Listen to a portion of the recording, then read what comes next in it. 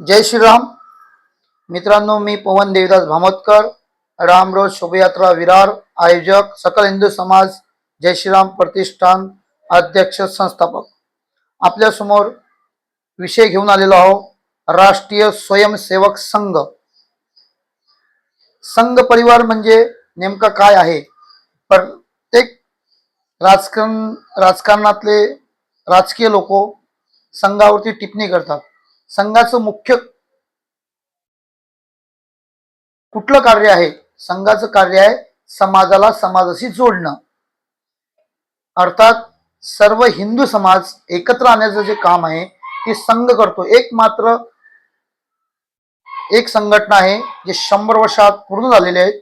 या संघटनेने अनेक कित्येक वर्षानुवर्ष हिंदुत्वची परंपरा, हिंदू धर्माचे रीतिरिवाज टिकवायचे काम केलेत, प्रयत्न केलेत आणि भरपूर संघ कारसेवक म्हणा की छोटे मोठे कार्यकर्ते त्यांची हत्या पण करण्यात आली. मला एवढं सांगायचं आहे की 100 वर्षामध्ये राष्ट्रीय स्वयंसेवक संघ हा एकमेव संघटना आहे की याच्यामधला एकही व्यक्ती कोणाच्या आमिषाला किंवा कोणाच्या लेनदेनाला बली नाही पडला. व त्याच्यात सर्वात मोठी खासियत आहे की संघामध्ये निस्वार्थपणे प्रवेश करतात, स्वतःला वाहून घेतात. लोक कार्यकर्ते स्वतःला वाहून घेतात. तर केव्हा केव्हा तर जीवाची पर्वा न करता धर्मसेवेसाठी, या हिंदू धर्माच्या सेवेसाठी जीवाचं बलिदानही करणारे अनेक संघ कार्यकर्ते होऊन गेलेत आजपर्यंत भारतामध्ये.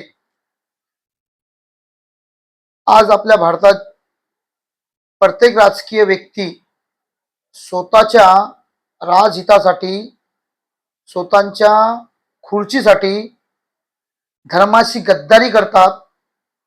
पण राष्ट्रीय संघ असा कुठलाही विचार मनामध्ये आणत नाही व अशा हिंदू विचारधारणाच्या विरुद्ध त्या संस्थेला किंवा त्या राजकीय पक्षाला हाणून काढण्याचं काम एकमेव संघ RSS काम करत आहे. या RSS संघटनेशी जुटलेले विश्व हिंदू परिषद, धर्म जागरण, गोरक्षक अशा विविध 50 अधिक हिंदू वाहिनी अशा संघटना, धार्मिक कार्यकर्ते जुटलेले आहेत. या सर्वांचा विश्वास म्हणजे राष्ट्रीय स्वयंसेवक संघ हा आहे आणि हा पुढेही टिकून राहावा.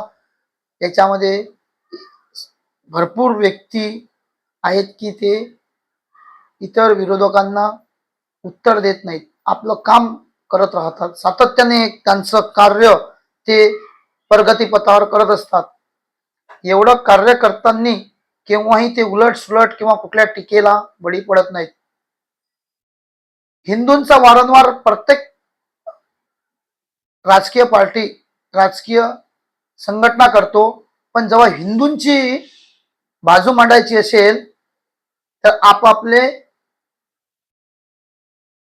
विचार बाजूला करतात आणि ते लोक मतलबापुरताच म्हणजे आपल्या मताचं राजकारण करून हे लोक सर्व जे काय त्यांचे राजकीय पोळी भाज्याचे काम करतात. या सर्वांना सांगणं आहे की संघामध्ये या, संघाचे विचार बघा, विचारामध्ये सहभागी व्हा. नंतर संघ काय करतो हे प्रत्यक्षात तुम्ही बघा, मग तुम्ही टीका करा. तुम्ही आतंकवाद्यासारख्या विचाराच्या माणसांबरोबर बोलता, आतंकवाद्या, जिहादी अशा लोकांबरोबर बसता उठता 4 मतासाठी, असंख्य हिंदूंचे मत घेता आणि हिंदूंना गद्दार होता.